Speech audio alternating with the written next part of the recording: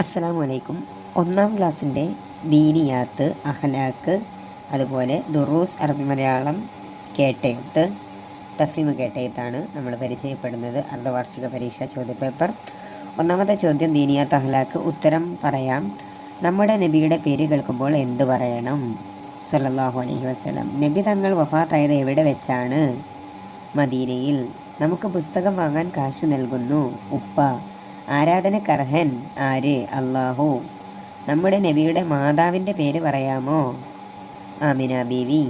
നമ്മെ പഠിച്ചത് ആര്? അല്ലാഹു. നമ്മുടെ നബി തങ്ങൾ ജനിച്ചത് എവിടെയാണെന്ന് പറയാമോ? മക്ക. കേട്ടെഴുത്ത്. 1.